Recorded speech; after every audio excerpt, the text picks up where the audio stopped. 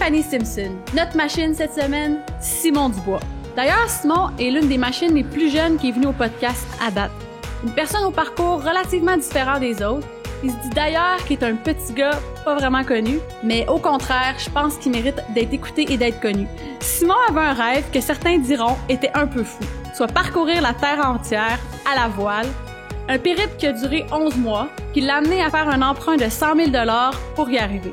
En gros, il a cru en lui, il est parti vivre son rêve pendant ces 11 mois. Ça l'a amené à développer des nouvelles techniques de gestion, mais surtout à apprendre sur lui. Je vais prendre juste une petite minute pour vous remercier de tout le support que vous nous donnez sur tous les réseaux sociaux, sur Instagram, sur Facebook, sur YouTube, sur iTunes. Je tiens à mentionner que l'impact que vos likes, vos partages et vos commentaires ont sur le podcast, ça nous rend vraiment heureux, puis on voit qu'on a un impact sur vous, sur votre entourage, sur vos vies. Peut-être que ça vous amène à vous dépasser vous-même. Alors, continuez de nous liker, de nous suivre sur Facebook, sur Instagram, sur iTunes et sur YouTube. On l'apprécie énormément. Alors, voici notre entrevue avec Simon Dubois. Bienvenue aux machines. Ce podcast vous est présenté par l'équipe Tardif de Royal Lepage et l'équipe Stéphanie Simpson de Multiprêt Hypothèque. Pour tous vos besoins immobiliers, l'équipe Tardif et l'équipe Stéphanie Simpson, avec vous jusqu'au bout. Bonjour, bienvenue aux machines. Cette semaine, Simon Dubois. Alors, on a eu reçu plusieurs aventuriers aux machines jusqu'à maintenant, mais Simon est un aventurier qui a fait le tour du monde en voile dans l'expédition qui s'appelle Clipper Around the World. Ce qui est impressionnant, c'est que Simon a seulement 30 ans. C'est ça. Alors, je pense qu'on va pouvoir beaucoup de choses à nous raconter aujourd'hui. Alors, merci d'être à l'écoute. Simon Dubois, merci d'avoir accepté l'invitation. Merci à vous. Merci à vous. Super le podcast en passant. Ben, on apprécie. Puis tantôt, tu disais, écoute, je suis un peu timide de venir au podcast parce que tu as fait plusieurs entrevues, mais là, tu vas te livrer pendant 1 heure avec une sauce sur tes expériences. Exactement. Fait que j'espère que tu vas aimer ça. Puis j'espère que vous en retirez beaucoup parce que il y a un gros parallèle à faire entre la vie puis la voile, je pense. Absolument. L'école de la mer, c'est l'école de la vie, puis on apprend beaucoup là-dedans. J'ai appris beaucoup, puis c'est ça que je viens partager. Cool. Simon, parle-nous un petit peu de toi. Puis là, j'ai tout le temps au monde. Parle-moi un petit peu de toi du début à la fin, là, pour savoir, du début à maintenant, en fait, pour que les gens sachent un petit peu ton contexte de vie. Parfait. Ben, j'étais un petit gars ordinaire qui était bien curieux, qui voulait toujours se dépasser puis découvrir un peu ses limites. J'ai grandi à Sherbrooke dans les cantons de l'Est. Puis j'ai découvert la voile à travers la famille. C'est une passion familiale sur le lac Memphremagog. Puis au fil du temps, ben moi, comme à peu près tous les Québécois, les Canadiens, ben j'ai joué au hockey, j'ai joué au soccer, j'ai joué au football au secondaire. Donc j'étais toujours impliqué dans le sport compétitif pour me dépasser, travailler en équipe. Puis j'apprenais à devenir un homme à travers ça. Puis mais la voile est toujours restée un peu un à côté. À 18 ans, mes parents voulaient plus trop me prêter leur bateau parce que je voulais amener mes amis faire un peu la fête sur le lac, fait qu'ils étaient un peu réticents à ce que je prenne leur bateau. Je me dis bon, ben, si vous voulez pas me prêter le vôtre, je m'achète le mien dans plein milieu de mes études. Investissement un peu sur un coup de tête, mais finalement ça a été super. J'ai trouvé un bateau. Voilier? Ouais, c'est un voilier, un petit voilier de 26 pieds, parfait pour partir 1 ou 2 journées sur le lac. On l'a tout rénové avec mon père. Ça a pris 2 ans, je pense, on a tout retapé à l'intérieur. Il y a eu quelques petites fêtes dessus. Fallait célébrer un peu, puis bon, faut que jeunesse se fasse aussi.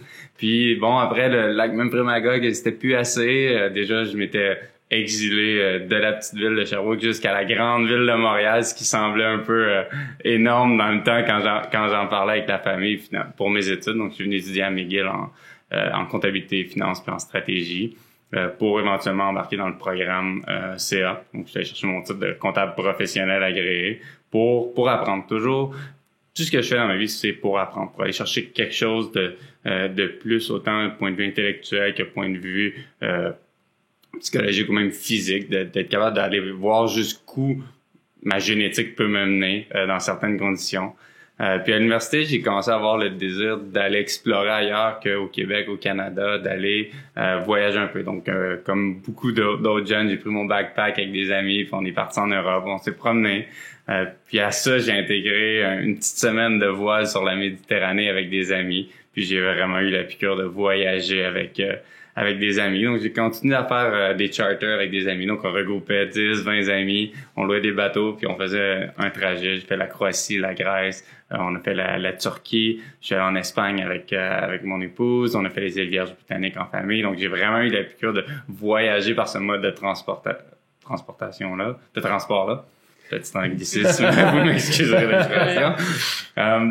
Puis ça m'a vraiment fait découvrir plein de beaux coins. Puis c'est aussi que sur le bateau, je déconnecte. C'est là que, tu sais, les 5 secondes où tes voiles sont montées, que t'éteins le moteur, là c'est silence. Puis le premier son que t'entends, c'est le vent qui frappe dans les voiles, la vague qui tape sur le bateau. C'est génial. Puis c'est vraiment là où je fais le plein d'énergie, où je reconnecte justement avec les sens. Donc je trouve ça super intéressant. C'est ce qui me retient de la voile.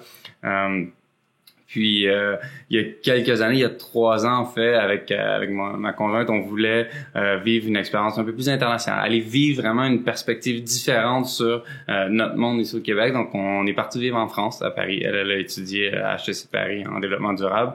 Puis moi je me suis trouvé un emploi là-bas en conseil en management. Donc tous les projets de transformation, d'innovation, de change management. Donc comment est-ce qu'on amène les compagnies à évoluer avec la technologie puis dans leur processus d'affaires. Puis après 3 ans où on découvre une nouvelle culture, puis bon, malheureusement, ce qui était intéressant, c'est qu'on a été là pendant tous les attentats qu'il y a eu. Donc de voir une perspective différente que les nouvelles qu'on a ici, les nouvelles là-bas, comment ils approchent ce type de... C'était super intéressant.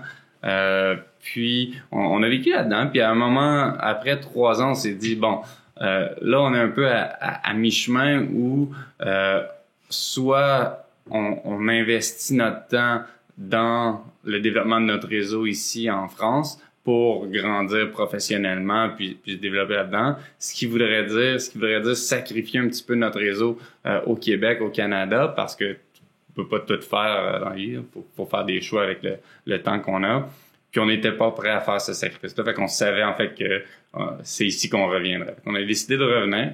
Puis c'est là que vraiment il y a eu un peu la coupure où je me suis dit, mais je fais quoi quand je reviens? Est-ce que je transfère pour la même compagnie? Est-ce que je fais la même chose? J'avais beaucoup de fun dans les projets que je faisais. Le dernier projet que j'ai fait 1 an et demi à redessiner le processus d'acheminement des compagnies qui fabriquent les moteurs d'avion. Donc, les moteurs de Boeing, les moteurs de Airbus. J'avais le nez dedans à longueur de journée, puis j'aidais les gens à mieux gérer tout l'approvisionnement des pièces jusqu'à la ligne de montage avec des déménagements avec les syndicats français, qui est une autre paire de manches. Donc c'est super intéressant point de vue humain, mais j'avais du fun, mais c'était pas ce qui me passionnait vraiment. Fait que je me suis dit, j'ai peut-être besoin d'un break pour me poser les questions sur qu'est-ce que je veux faire? Qu'est-ce qui me passionne là, pour les 5-10 prochaines années? C'est là que je vais fonder une famille. Je vais trouver quelque chose que je vais être content d'aller travailler, puis content de revenir pour en parler, puis évoluer là-dedans. Puis, à travers nos différents voyages, j'avais vu à Londres une affiche, en fait, d'une course de voile. Je connais à peu près toutes les autres courses de voile, les grandes courses de voile au monde. Je les suivais sur Internet par passion. Mais celle-là, j'en avais jamais entendu parler.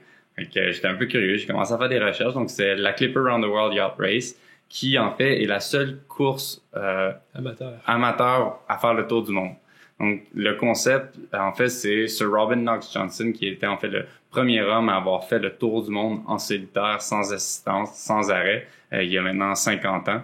Fait que ça fait pas si longtemps que ça. Je pense, 2 mois avant le premier homme qui a fait le tour de la Terre sur la mer, l'homme mettait le pied sur la Lune.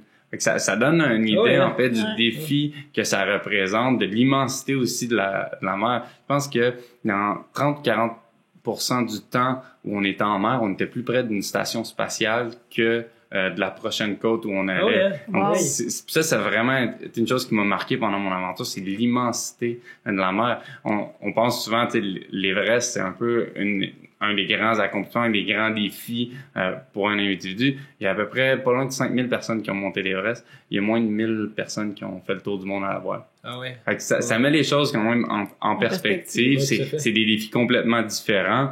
Mais je pense qu'il y a un inconnu envers la mer qui m'intéresse. qui m'intéressait. Fait que j'ai vu le poster, je me suis mis à regarder à peu près toutes les vidéos YouTube.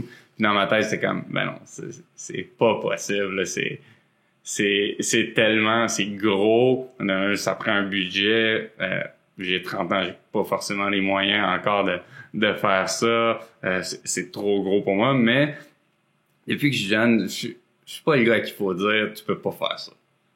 Parce que, tu sais, tu me dis, tu peux pas faire ça, je peux pas faire ça de cette façon-là, mais je vais trouver un moyen de le faire. Tu sais, je suis un gars qui aime ça être challengé puis trouver des façons créatives d'arriver à chanter tu sais ce qu'ils disent, hein? Je suis en train de lire un livre qui dit, si tu peux jamais dire je peux pas me le permettre, c'est comment je peux me le permettre. Exactement. Ouais. C'est tellement vrai. Puis, si on veut donc là, j'en rêvais la nuit, j'étais comme, ça me hantait, j'étais comme, à me semble, je me voyais sur le bateau, tu sais, être un des leaders, avoir pu me pousser à l'extrême dans les tempêtes. Là, j'étais comme, OK, oui, c'est un rêve de petit gars de faire le tour du monde dans la voile, ça part d'un désir personnel. À travers une activité, un environnement comme ça, t'apprends beaucoup sur toi-même. En repoussant tes limites, en découvrant tes limites, en te poussant à l'extrême, autant psychologiquement que physiquement. Puis ça, je l'ai vu en faisant mon premier Ironman. Quand tu te pousses à l'extrême, t'apprends beaucoup sur toi. Autant dans le résultat que dans le parcours, puis les étapes qui t'ont mené à ça. Souvent, on pense à des gens qui font des Ironman. Wow, il a fait le Ironman pendant 12 heures, pendant 10 heures. Non, mais c'est pas, le travail est pas là. Ça, c'est le résultat d'une année, 2 années, 3 années. Vous faites des courses, vous en faites des, c'est de là que ça vient. Puis c'est là-dedans que t'apprends. Après, c'est juste une mise en application de ce que t'as appris. Donc, je me suis dit, ça peut être une expérience justement de développement personnel où je vais apprendre sur moi, je vais apprendre à mieux me connaître puis à gérer mes émotions, à identifier justement ces déclencheurs-là qui déclenchent les émotions avant même que l'émotion arrive pour décider est-ce que je la laisse aller puis j'explose ou est-ce qu'il y a un autre moyen de la gérer. Puis des fois, d'exploser, ça donne un bon résultat. Faut choisir ses moments puis la façon de le faire puis choisir ses mots. Mais je trouvais ça intéressant. Il manquait une composante au projet pour que dans ma tête, ça fasse du sens. À 30 ans, je voulais pas que ce soit un voyage. Pour moi, c'était pas un voyage. Il fallait que ça ait une composante professionnelle. J'étais comme, comment est-ce que cette aventure-là peut faire de moi un meilleur homme d'affaires, un meilleur dirigeant, un meilleur financier? Comment est-ce que je peux le présenter ou comment est-ce que je peux, qu'est-ce que je peux aller chercher là-dedans qui va m'aider dans ma carrière professionnelle? Je suis pas un aventurier de nature ou de carrière. J'aime ça, partir à l'aventure parce que ça remplit un désir, une curiosité, si on veut. Mais je cherchais cette composante. Fait que là, je me dis, OK, qu'est-ce que ça prend pour que ce projet-là réalise? J'ai besoin de financement. J'ai besoin de partenaires. Si je veux que mon projet, on en entende parler, pour que les gens puissent me suivre, ça va me prendre un site web et une stratégie web. Ça va me prendre une stratégie de communication. Comment est-ce que je communique mes mises à jour? Comment est-ce que j'en parle de ce projet-là? À bord, c'est leadership, gestion de crise, gestion humaine, qui est encore sûrement pas facile, plus difficile que ce que je m'attendais.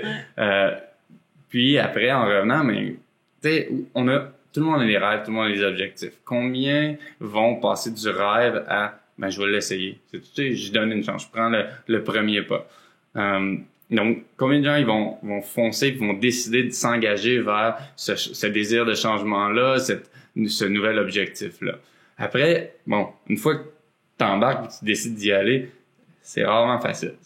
On entend toujours les belles histoires à succès et tout, mais ça a jamais été facile pour ces gens-là. On oublie souvent le travail que ça a pris pour se rendre là. Donc, il y a un aspect de persévérance là-dedans, il y a des obstacles, des changements de direction, toujours en gardant, si on veut, l'objectif final en tête, mais comment est-ce qu'on s'adapte là-dedans, comment est-ce qu'on navigue à travers les différents contre-courants, les différents changements les différentes tempêtes, parce que tout projet a ses obstacles. Mais après, une fois qu'on l'a réalisé, puis même pendant, comment est-ce qu'on le partage, ça? Puis le partager, c'est pas juste après, c'est pendant parce que ça nous apporte enfin un soutien. Puis ça m'a tellement étonné. Justement, on en parlait juste avant de Seb Sasseville, Normand Piché qui sont venus ici au podcast. Je les ai rencontrés avant mon projet, puis j'ai juste parlé de mon projet. Les gars se disaient, numéro de téléphone, tiens, appelle-moi, on va en discuter, puis ils m'ont donné un bon coup de main pour le projet, comment préparer, comment eux avaient vécu leurs aventures, de partager justement nos idées, nos objectifs. Souvent, on a peur, tu sais, les gens ils me prendront pas au sérieux, ils vont penser que je suis fou, ils vont me démotiver, ils vont dire ça se peut pas, tu seras pas capable. Ben non, au lieu de ça, j'ai découvert à travers ça que les gens sont là pour te supporter, ils vont te donner des idées, puis l'opinion des gens, c'est un cadeau. Le cadeau, tu peux le déballer, tu peux l'utiliser, tu peux le placer sur une tablette, tu peux le donner à quelqu'un d'autre, j'en ai eu, j'en veux plus, tu fais ce que tu veux avec. Donc, après, c'est de gérer, en fait, avec les opinions des gens, les idées des gens, ou naviguer là-dedans. Donc, le partage, autant avant que pendant, c'était super important. Mais après, une fois que c'est réalisé, qu'est-ce que j'ai appris? Faut pas s'arrêter à l'aventure, faut pas s'arrêter au résultat, faut passer à autre chose, faut en parler, qu'est-ce qu'on a appris, c'est quoi les leçons qu'on en tire. Puis là-dessus, moi, je voulais vraiment redonner, en fond, un chemin où je suis passé. Donc, je me suis associé avec une école, avec mon école secondaire à Sherbrooke. J'en ai parlé avec les enseignants que je connaissais là-dedans, puis ils ont embarqué tout ça dans le projet. Ils ont dit, écoute, on va intégrer le suivi de ta course dans le curriculum scolaire. Puis on fait plein de travaux scolaires, que ce soit des travaux de recherche en anglais, en français, en arts plastiques. Je pense qu'on fait des projets de sciences même avec ça. C'était vraiment intéressant. Puis à chaque escale, en fait, j'avais des entrevues Skype avec eux. Je leur faisais visiter le bateau, puis je répondais à leurs questions de cette façon-là. Puis ils ont même fait un concours à l'école pour que 6 des jeunes viennent me visiter à Seattle lors de l'escale. Ça, c'est intéressant de leur montrer la réalité de la chose, puis leur faire comprendre, en fait, que, bon, on parle un voyage en bateau autour du monde. Quand ils voyaient le bateau, ils disaient, ouais, finalement, c'est pas si luxueux que ça, le bateau. Vraiment, c'est des bateaux qui sont dénudés de tout luxe. Donc, pour moi, c'était important qu'il y ait une phase de partage à travers ça, de comment, puis en même temps, j'apprends à mieux communiquer mes idées. Il y a un développement qui se fait en parallèle à ça. Puis, je me dis, tu sais, au secondaire, on est tous un peu perdus, même souvent un peu plus loin, on sait pas trop où on s'en va, il y a plein de modèles de métiers qu'on voit. Souvent, on veut faire comme nos parents ont fait parce que on a l'impression que nos parents ont bien réussi, fait qu'on va aller dans le même chemin. Mais des fois, ça prend juste une étincelle pour nous faire accrocher sur un de nos rêves à nous, un de nos objectifs. Donc, je me dis, il y en a pas assez d'histoires à succès. C'est pour ça que, en plus, je reviens à votre podcast. C'est tellement intéressant de le suivre parce que justement, tu as plein d'histoires à succès, plein de parcours. Donc, puis il y en a pas assez, on n'en partage pas assez, on revient souvent aux mêmes histoires, on vit un peu trop dans le passé. Il y a tellement de choses qui accomplissent des choses extraordinaires, parlons-en, puis rassemblons-nous à travers ce moment-là, parce que plus il y a des gens qui vont rêver, plus il y a des gens qui vont décider de passer à l'action face à leurs rêves, leurs objectifs, plus de gens vont persévérer à travers les obstacles, plus de gens vont réussir leurs défis, plus les gens vont en parler de ces défis-là autant pendant qu'après, mais plus on va inspirer les gens. Ça devient ainsi. C'est intéressant quand tu parles de ça, parce que la dernière émission que j'avais avec JF Tremblay, on parlait justement du cursus scolaire, puis on disait justement le problème qu'il y a un petit peu, c'est que les enfants, ils ont moins de tangibles, ils vont apprendre de la chimie, de ci, de ça. Mais ce que je trouve intéressant dans ton projet, c'est que tu as amené quelque chose autour réel. Exact, autour de la voile, que le monde pouvait imaginer, qu'il pouvait se projeter dans la science, dans la mathématique, dans un paquet de choses. Puis là, tantôt, t'as dit il y avait un concours qui avait été organisé pour aller voir à Seattle. Ce concours-là était basé sur quoi? Donc, les étudiants devaient faire un travail sur la ville de Sherbrooke. Donc, de présenter les attraits de la ville de Sherbrooke, que ce soit d'un angle touristique, que ce soit d'un angle de vie familiale. Puis, en fait, ils devaient mettre en valeur la ville de Sherbrooke. Puis après, il y avait un comité qui sélectionnait le meilleur projet, donc que ce soit par un site web, que ce soit par des vidéos. Donc, comment ils présentaient la ville. Puis, à ce moment-là, puis je crois que pendant leur séjour à Seattle, il fallait qu'ils fassent un peu le même type de travail, mais avec la ville de Seattle, avec le projet. Donc, c'était vraiment un projet qui développait leur sens de la communication, c'était pas un projet qui leur servait pour une matière ou qui leur donnait une note. Vraiment, les gens ont fait ça en parallèle à tout leur cours pour pouvoir venir me voir à leur bout. Donc, c'est vraiment extraordinaire de voir qu'il y a autant de jeunes. Je pense qu'il y a eu une quinzaine d'équipes de 2 ou 3 personnes qui ont décidé... qui se sont sentis impliqués, dans le fond, dans le projet. Exactement. Il y avait un intérêt, puis les gens étaient prêts à mettre des efforts, puis ils voyaient qu'ils allaient apprendre là-dedans. Okay? Comment est-ce qu'on monte une vidéo? Comment est-ce qu'on présente les idées pour que ce soit intéressant? Tu sais, comment est-ce qu'on attire l'attention des gens? Des skills, des capacités ou des Des aptitudes. Très bon. J'ai passé 1 an dans un milieu anglophone. Avec mon français, vous excuserez mes anglicismes. Il y a pas mal de solutions, de toute façon. Il y a une sorte d'affaires. C'est rien qui est monté, inquiète-toi pas avec ça. C'est familier, c'est super. Donc, des aptitudes qui vont leur servir sur tout le reste de leur parcours personnel et professionnel. Donc, c'était super intéressant de voir justement cet engagement-là, puis les profs qui ont embarqué là-dedans. Je trouve ça intéressant. Tu sais, on entend plein d'histoires dans les médias. Les profs veulent pas changer, ils font toujours le même cours. Tout. Non, ils ont embarqué là-dedans, ils ont mis des efforts supplémentaires, ils ont revu leur cours. Donc, vraiment, ça a été... Pour moi, ça a vraiment été extraordinaire. Puis justement, je vais les revoir au mois de septembre parce que c'était tout le niveau secondaire 2 qui me suivait. Ah oui. Puis l'idée, c'était que je les ai vus à la fin de leur secondaire 1. On a vécu ensemble leur secondaire 2. Puis là, je retourne les voir au secondaire 3 pour voir comment est-ce qu'ils ont vécu ça, qu'est-ce que moi j'ai appris à travers ça, puis où est-ce qu'eux en sont en tant que secondaire 3. Parce que le voyage, ça a duré 1 an ou... 11 mois, je suis parti 11 mois en mer. Donc c'est, pour revenir, j'ai fait un petit détour pour parler de la Clipper. Donc c'est une course de 40 000 milles nautiques. Donc c'est 11 mois en mer avec des escales sur 6 continents. Donc c'est une course qui est en équipe par étape. Donc il y a 13 courses, 8 grandes étapes. Donc on passe en moyenne 3-4 semaines en mer avant de s'arrêter 1 à 2 semaines pour réparer le bateau, nettoyage, réapprovisionner.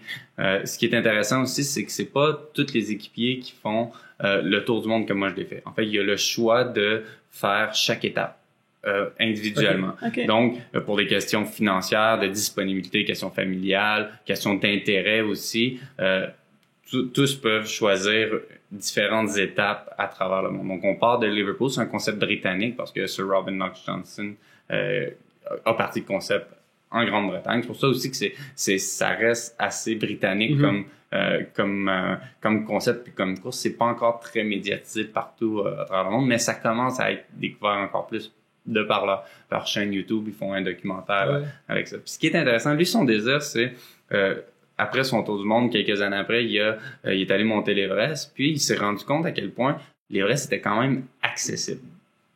Dans une certaine limite, n'importe qui peut décider d'aller faire l'Everest. Bon, ça prend l'entraînement, l'équipement, puis il y a quand même un petit chemin à parcourir, mais t'as pas besoin d'être un professionnel ou il y a une façon d'y arriver en tant qu'entraîneur. Puis il voulait répliquer un peu le même type de modèle à la voile puis autour du monde.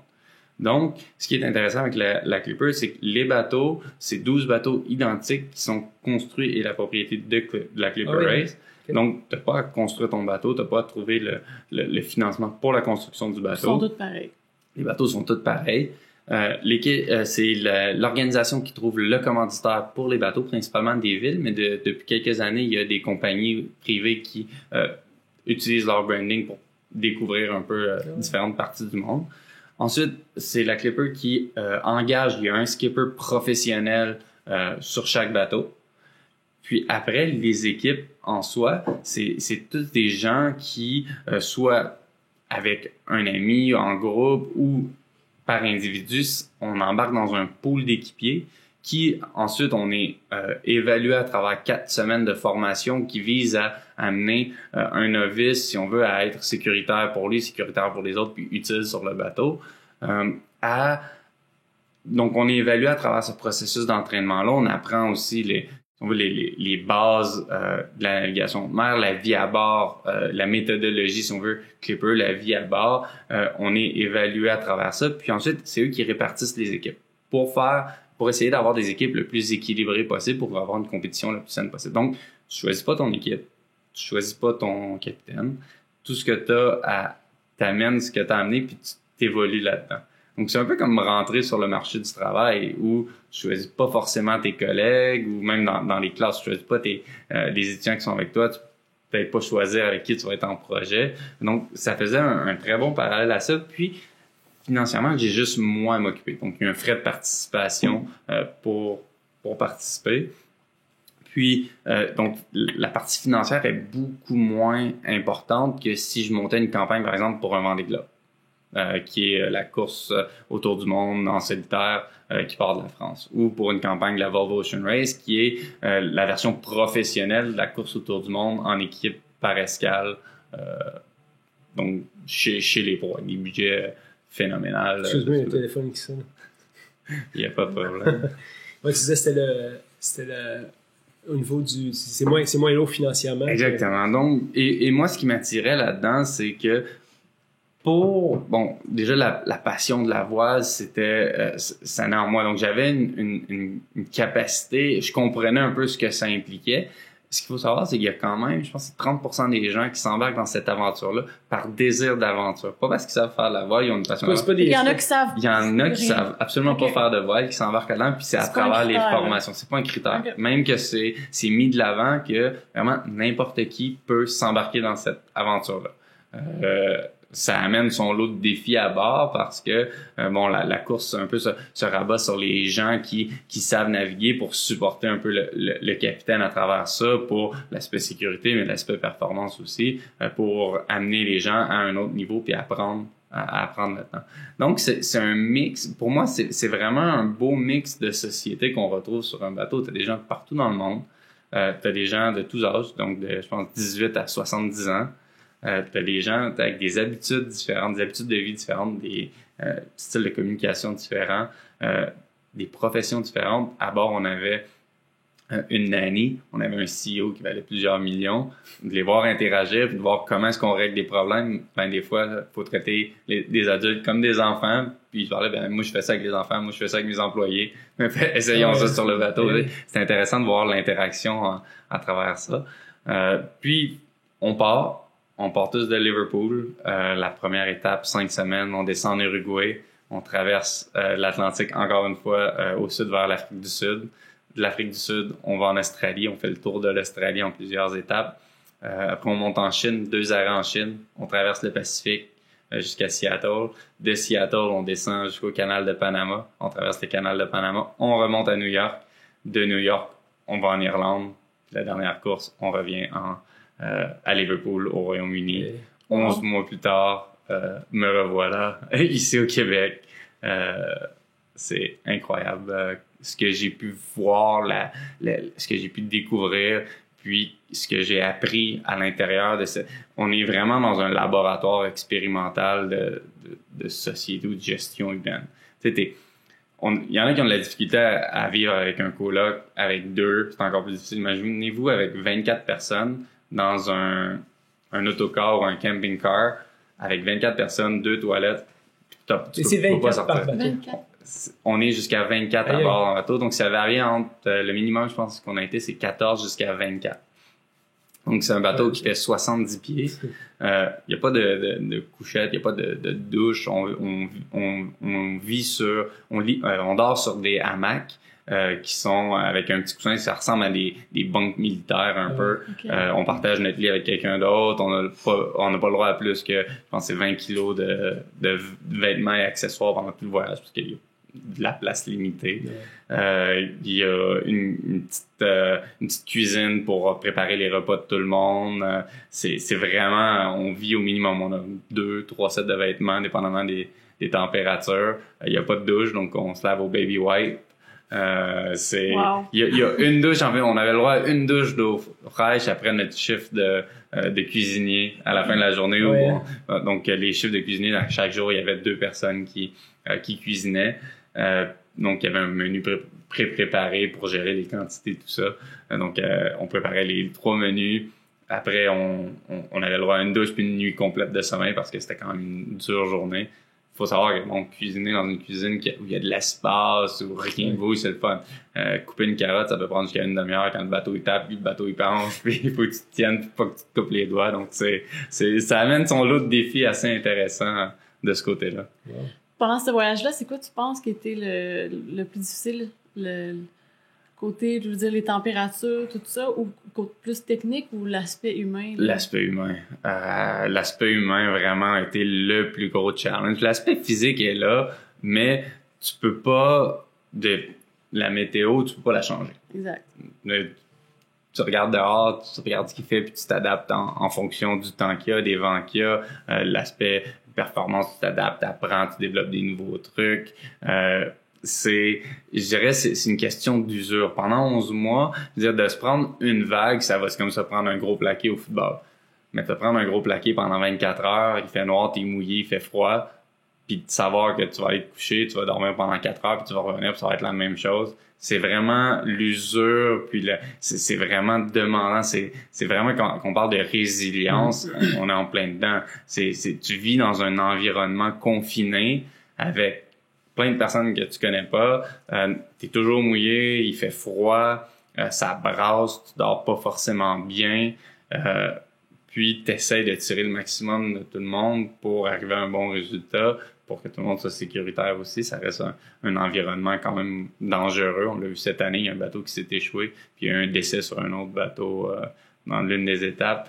Ça comporte son lot de risques. Puis comment est-ce qu'on s'assure de revenir avec tout l'équipage en un seul morceau, puis en même temps, essayer de compétitionner à travers ça. Puis ça a été une réalisation. Je t'ai pas dire essayer de gagner. J'ai réalisé à travers ça que autant j'ai fait tellement de sport, gagner pour moi, c'était plus important. Ça veut pas dire grand-chose, ça veut plus dire grand-chose. Ce qui m'intéressait, c'était de compétitionner. Les meilleures courses qu'on a eues, on finissait 2e, 3e, 4e, on se battait, puis c'était vraiment serré. C'est ça qui m'intéressait, de démontrer que on était capable de se challenger avec un autre bateau, de donner le meilleur de nous-mêmes, de se tromper, de faire une erreur, mais de se reprendre, d'apprendre de ça, puis de se relever, puis toujours évoluer là-dedans. Ça nous amenait à un autre niveau. Puis après, le résultat, c'est un résultat de l'équipe qui a fini première, puis l'équipe qui a fini deuxième. L'équipe qui a fini première, elle a fait 499 erreurs, puis l'autre, elle en a fait 502. C'est un jeu d'erreurs, c'est un jeu de circonstances, c'est un jeu de chance de certains côtés, parce que la météo est pas toujours prévisible. Donc, vraiment, moi, l'intérêt, c'était de compétitionner, me pousser à travers ça, parce que c'est à travers ces environnements-là qu'on apprend. Puis je pense que c'est là où plusieurs personnes font des défis, c'est pour apprendre un peu sur eux-mêmes. Bon, il y en a qui le font pour la médaille, mais on se rend vite compte que c'est pas soutenable à long terme de toujours aller pour... vraiment, c'est pour ce qui se trouve à l'intérieur. Donc, le défi humain, très, très, très, très difficile, très challengeant, mais c'est pour ça que j'allais là aussi. Après, c'est des défis que je vais retrouver sur le marché du travail, c'est des défis qu'on retrouve dans notre vie. Comment est-ce qu'on concilie tous ces gens-là? Comment est-ce qu'on communique avec ces gens-là? Comment on bâtit cette culture d'équipe-là pour se ramener à des valeurs d'équipe, qu'on soit d'accord sur le fonctionnement? Parce que on peut avoir une personne super compétitive, puis une personne qui vraiment s'en fout, qui est là un peu, qui voit un peu plus ça comme un voyage. Après, moi, souvent, je leur rappelais, c'est la Clipper Race, c'est pas la Clipper balade autour du monde. Donc, il y a un aspect compétitif qui est un peu intégré dans le concept. Donc, mais de compétitionner ne veut pas dire être en panique, tu sais, de le faire hors de contrôle. Non, c'est de bien faire les choses dans le temps à faire, puis de participer au but commun de l'équipe. Mais on se rend compte au fil du temps que tout le monde n'est pas là pour les mêmes motivations, tout le monde n'a pas la même capacité de travail, puis la capacité de travail, c'est normal de pas avoir la même énergie, la même force, la même compréhension que tout le monde, mais faut que tu donnes le meilleur de toi. Comment est-ce que tu le mesures, ça? Tu sais, de dire, je fais du mieux que je peux. C'est quoi le mieux que tu peux? Est-ce que toi-même, tu le sais, c'est quoi le mieux que tu peux? Si, par exemple, je te mets un peu de pression, puis tu vas un peu plus loin que ce que tu fais normalement, est-ce que c'est ça le mieux que tu es capable de faire? Tu découvres, en fait, de nouvelles habitudes. Donc, vraiment, il y a un jeu très psychologique là-dedans à comment est-ce qu'on génère le maximum de tout le monde. Puis, à l'intérieur du bateau, on se retrouve un peu comme dans un monde, si on veut, d'organisation. Si on veut, un leadership ou les VP du bateau, si on veut, qui, pour eux, la performance du bateau, l'unité du bateau est très importante. Après, à l'intérieur du bateau, tu avais, si on veut, un niveau un peu plus managérial, des gens qui, oui, voulaient que le bateau performait, mais voulaient aussi bien paraître dans ce bateau-là, dans les succès du bateau pour avoir plus d'autonomie, plus de responsabilité à part, puis un peu monter des échelons comme en entreprise. Tu avais des gens qui étaient là pour faire leur 9 à 5, avoir leur paycheck à la fin de la semaine, puis juste faire partie d'un groupe, puis c'est correct. Tu n'as pas à leur en vouloir parce qu'ils sont pas prêts à faire de l'overtime. Puis comment est-ce que tu apprends à gérer ça? Comment est-ce que tu optimises leur 9 à 5, par exemple? C'est un peu le même cas sur le bateau. Comment est-ce que tu optimises le 4 heures que cette personne-là passe réveillée? Sur le bateau, on divisait la journée l'équipe en 2 équipes. Puis la journée, on faisait un 6 heures on, un 6 heures off. Puis la nuit, c'était des 4 heures. Puis ça alternait comme ça, on roulait les journées. C'est très rare qu'on dormait plus que 3-4 heures de la shot. Ah ouais. Wow. Ça, c'est un cycle à apprendre aussi à travers tout ça. Ce que j'ai vu sur ton site, c'est que je pense qu'au final, t'étais comme capitaine du bateau, entre parenthèses. J'étais chef de corps, donc je faisais partie en fait du leadership de par mon expertise. T'étais l'MVP pour prendre tes si mots. On veut, ouais, right. Si on veut. Puis pour moi, c'était un processus de sélection qui, justement, il disait, regarde, voici les personnes que vous avez, voici les rôles que vous allez jouer, ou ça s'est fait naturellement? Je dirais que ça s'est fait naturellement parce qu'il n'y a pas de rôle prédéfini, puis ça a été appelé à changer à travers les étapes parce que sur chaque bateau, on était à peu près, je pense que c'est 10 ou 15% des gens sont enregistrés pour faire le tour du monde. Le taux de réussite n'est pas super grand. Généralement, il était à peu près 70%. Cette année, ça a été entre 50 et 60%.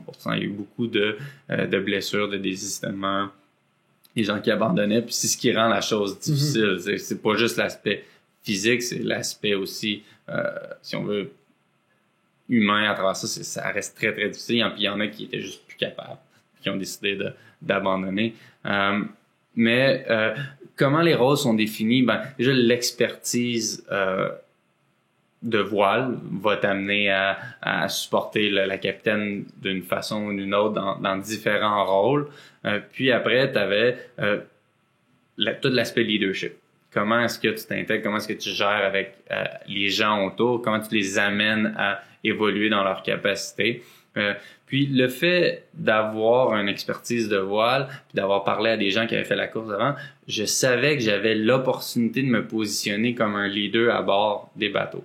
Puis c'est de là, je dirais, si on veut, cet enjeu de développement professionnel-là, d'être en position de gérer toute cette belle équipe dans cet environnement complètement folle. Avec des gens qui savent absolument pas ce qu'ils font là. Puis tu te poses la question, même moi, des fois, quand ça fait 1 heure que tu descends une voile en avant, que l'eau est glaciale, puis que tu t'en prends en pleine passe, puis tout ce que t'entends, c'est dépêchez-vous, le vent, il monte. Des fois, t'es comme, mais dans quoi, je me sens embarqué, tu sais. Après ça, finalement, tu finis par le faire, tu regardes tes coéquipiers, puis t'es comme, hey, on a réussi, on l'a fait. Puis on y peut rouler les rats, il est temps qu'on ait ça couché, du chocolat chaud de dos, puis on recommence le lendemain. Donc, de se positionner comme ça, puis je pense que ça s'est fait naturellement aussi. J'ai toujours été un gars qui aimait prendre soin des gens, qui aimait participer.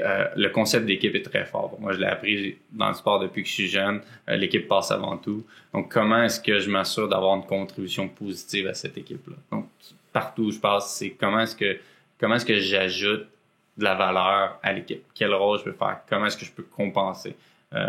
Comment est-ce que je rends cette équipe-là meilleure?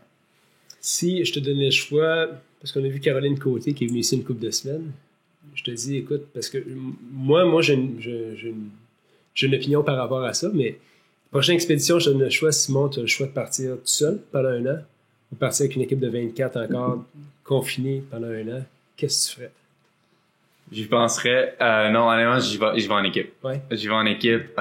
Je pense, je suis un gars d'équipe. Je me nourris de la joie puis du bonheur puis de l'épanouissement des autres plus que de mon propre. Donc je suis toujours en train souvent de me ramener, OK, ben faut quand même que tu trouves ton compte, mais moi de voir les gens heureux, de partager ça, de voir des gens évoluer, c'est ce que je trouve le fun. Donc je suis une personne, si on veut, qui vit un peu du bonheur autour Donc, je pars en équipe. Je pense que c'est des défis complètement différents. J'ai beaucoup de respect pour les gens qui partent en solitaire. Autant Caroline qui a traversé le Québec dans des conditions complètement folles, sur un terrain absolument ridicule, mais qui prouve aussi le défi qu'il voulait démontrer. Ce réseau d'électricité-là, il a été construit par des hommes, ou une Mylène Paquette qui s'en va traverser l'Atlantique à la rame tout seul. Après 3-4 jours tout seul avec moi-même, je commence à me trouver un peu plate. J'ai besoin, en fait, de cette interaction-là. Je pense qu'on apprend beaucoup du regard des autres. Puis, s'il y a une chose que je retiens vraiment de cette expérience-là, c'est qu'on a quelque chose à apprendre de chaque individu. Peu importe qu'on l'aime pas. Puis, s'il y a de quoi, si la personne, tu l'aimes pas, puis qu'elle t'aime pas, ben, t'as peut-être encore plus à apprendre d'elle parce qu'elle va avoir un regard non biaisé sur toi. Elle essaiera pas de te dire les choses qui te font plaisir ou pour te faire sentir bien. Elle va te dire les vraies choses comme elles sont. Puis il y en a eu à bord. Il y a des gens, je risque de ne pas revoir. Un an à bord avec eux, c'était ensemble. Puis je vais garder des relations très proches avec d'autres personnes. La question que j'avais aussi, que sûrement, j'ai vu des commentaires qui ont passé à cet effet-là un petit peu sur les réseaux sociaux parce que là, évidemment, tout le monde dit écoute, c'est le fun, mais ça coûte 84 000 $. Fait que c'est soit qu'il était bien chanceux puis quelqu'un a donné 84 000 $, ou il voulait tellement faire qu'il a réussi à faire en sorte qu'il ramasse ça. Fait que comment ça s'est passé, ramasser? C'est une bonne question parce que avec la campagne que j'ai fait, avec la stratégie de web que j'ai fait, avec le positionnement, si on veut, de la stratégie de com, le budget il est monté un peu plus haut que ça. Ça, c'est que les frais d'inscription qui incluent la vie à bord. Ça inclut pas les escales où certains allaient se prendre des hôtels, les restaurants, tout ça. Moi, dans les escales, je dormais sur le bateau. Même après 4 semaines à bord, tout est mouillé, dans mon stock mouillé, mais j'essayais de le sécher dehors, puis je dormais encore sur le bateau parce que justement, j'avais un budget limité. L'expédition, l'aventure, je l'ai payé de mes poches. J'ai emprunté de l'argent pour le faire parce que je le vois comme un investissement autant au niveau personnel que professionnel. Il y a plus beaucoup de compagnies qui sont prêtes à avancer de l'argent. Les gens vont fournir leurs produits pour t'accompagner, mais même les athlètes olympiques ont beaucoup de difficultés à recevoir de l'argent en soi pour le faire. Donc c'est pour ça qu'il y a un gros shift, si on veut, dans la façon dont les athlètes se distinguent et se préparent. L'aspect médiatique, l'aspect relationnel de communication, l'aspect branding, comment est-ce qu'on brand son personnage athlétique, au-delà des victoires et tout, ça devient important dans l'enjeu des équipes olympiques, des équipes professionnelles. Donc de se rattacher à ça, c'était difficile de justement trouver le juste milieu. Est-ce que je le fais sans être financé? Moi, j'ai dit non, gars, je suis prêt à faire l'investissement, je vois les enjeux que ça a. S'il faut que je le repaye en 5 années à faire des conférences après, ça me dérange pas parce que je vois le potentiel où ça peut m'amener. Donc, le 100 000, je l'ai sorti de mes poches, j'ai emprunté à la banque. J'ai réussi à convaincre une banque que s'ils donnent 200 000 au début des études de quelqu'un en médecine sans être sûr qu'ils vont finir leur parcours ou même pour un MBA, moi qui travaille depuis 10 ans sur le marché du travail, ça serait étonnant que je revienne à une job, si on veut, moins stable que ce que j'avais. Après, je peux prendre un changement de vie complètement différent puis décider de partir autrement, mais c'était pas dans mes objectifs, c'était pas dans mon plan. Donc, j'étais comme, voici mon plan d'action, voici comment je compte le repayer. Puis en revenant, après avoir passé à travers tout l'ensemble du projet, je vais retourner au travail, mais d'ici là, il y a les conférences qui vont m'aider à repayer. J'ai commencé à travailler sur un concept pour un livre aussi. C'est une chose de penser à écrire un livre, c'est une autre chose d'avoir le concept, c'est une autre chose de l'écrire. Puis après ça va être de le vendre. Donc c'est intéressant d'apprendre sur ce processus-là, tu sais, comment les gens racontent leurs histoires ou leurs apprentissages à travers ça. Donc je baigne un peu dans ça depuis mon retour avec, si on veut, les médias. Puis c'est un truc qui m'a impressionné à travers ce projet-là, c'est la portée que le projet a eu. Tu sais, on parlait de partage tout à l'heure. Comment est-ce qu'on arrive à toucher les gens avec ses propres projets? j'ai des médias comme La Presse Plus, Radio-Canada, Cogeco qui m'ont suivi à travers vraiment toute cette expérience-là. Puis on faisait le point à chaque escale, à peu près à tous les mois ou 2 mois. Mais même sur ma page Facebook où à bord, en fait, j'avais une communication par satellite, donc je pouvais envoyer des courriels à ma conjointe qui, elle, mettait à jour, en fait, un blog sur ma page Facebook. Mais la portée que ça a eu, je pense que j'ai plus de 1000 followers, là, peu importe ce que c'est, mais j'ai 1000 personnes qui ont décidé de prendre du temps pour lire mes histoires. J'ai des médias qui ont décidé de partager cette histoire-là, puis de raconter mon histoire, puis qui ont suivi étape après étape. Puis je suis revenu les voir, puis j'ai tellement été impressionné par la portée. Souvent, je faisais une entrevue, puis après, je peux passer une demi-heure, 1 heure avec les gens parce qu'il y avait un intérêt, si on veut, qui était réel. Là. C'était pas juste pour les nouvelles. Là. C'était pas juste pour les nouvelles, c'était pas juste wow, t'as fait le du monde. C'était comment? C'était comment de vivre à bord? Puis il y avait plein de questions, je trouvais c'était tellement intéressant. Puis la portée que ça avait eu chez les gens, j'ai des gens qui m'ont écrit, par exemple, aussi banal que c'est, j'ai fait un partenariat avec Ellie Hansen qui font les meilleurs vêtements de voile qu'il y a pas. Juste le fait d'avoir représenté la marque, j'ai quelqu'un qui m'a juste écrit un message, il dit « Hey, je me suis acheté un manteau d'hiver à Ellie Hansen, j'ai pensé à toi. » Puis j'ai d'autres gens vraiment que c'est à l'autre extrême qui m'ont dit « Simon, de te voir aller au bout de tes rêves, de te voir prendre cette décision-là, ça m'a motivé à moi me lancer à la poursuite d'un objectif. J'ai décidé de changer de job, j'ai décidé de partir à la retraite, j'ai décidé de me remettre en forme. » Puis je l'ai pas demandé, j'ai pas force. C'est incroyable l'impact que ça a. Ça vaut plus que de l'or, ces affaires-là. Juste de dire tes actions, donc de faire, engage les autres à faire. Fait que t'es pas là à pousser quelqu'un à faire quelque chose pour lui que tu penses qu'il va être mieux pour lui. Tu fais ce que t'as à faire, puis ça impacte les autres dans leur façon de faire. Pas nécessairement de la manière que tu penserais toujours. Exactement. Puis je trouve ça incroyable encore, les gens qui veulent entendre parler d'histoire. C'est ça vraiment, j'ai été choyé à travers ça de voir que les gens s'intéressaient au projet. Qu'est-ce que tu penses qui restreint les gens à justement accomplir leurs rêves? C'est pas tous des comme toi qui vont dire « OK, aujourd'hui, je vais à la banque, j'emprunte 100 000, puis advienne que pourra par la suite. » Les gens font le saut souvent quand ils entendent les chiffres de ça avec 100 000. 100 000, déjà, c'est un très bon cash down pour une maison. C'est plusieurs voitures ou une super belle voiture. C'est, je pense, la peur. Beaucoup de gens ont peur de sortir de leur zone de confort, ont peur aux impacts. Qu'est-ce qui arrive si ça marche pas? Comment je fais pour repayer cet argent-là si ça marche pas? Qu'est-ce qui arrive si je me blesse? Qu'est-ce qui arrive si je meurs? Qu'est-ce qui arrive si... Donc, mais au lieu de penser à ça, c'est qu'est-ce qui arrive si ça fonctionne? Qu'est-ce qui arrive si le projet prend bien plus d'ampleur que je pensais? Qu'est-ce qui arrive si je me découvre à travers ça? Je pense que c'est pas de regarder les pas. Du moment qu'on tombe dans une peur de ouais mais, aller à l'autre extrémité, faire ouais mais si ça marche. C'est quoi le meilleur scénario? C'est quoi le pire scénario? Ça va être généralement dans le milieu ou encore mieux. Tu sais, je pense vraiment cette peur de l'inconnu-là, les gens ont peut-être peur même de se découvrir eux autres même une personne qui sont peut-être pas à l'aise avec, de passer à travers. Donc, en tant qu'humain, on est quand même bien dans son petit cocon, puis le changement, on le voit dans n'importe quel type de changement, il y a toujours une période d'inconfort. Mais cet inconfort-là est une opportunité pour aller vers quelque chose de nouveau, quelque chose de mieux. Si une capacité que l'humain a, c'est de s'adapter. C'est ce qui nous différencie, en fait, des autres races, si on veut, de mammifères. C'est notre capacité à évoluer plus rapidement, à utiliser des outils différemment, à réfléchir, puis à avoir un côté émotionnel rattaché à ça. T'as-tu l'impression un peu que les gens, ils se trouvent plutôt des excuses pour pas... c'est comme, mais si ça... Je pense que ouais, c'est des excuses pour justifier leur peur. Après, je pense qu'il y a un changement aussi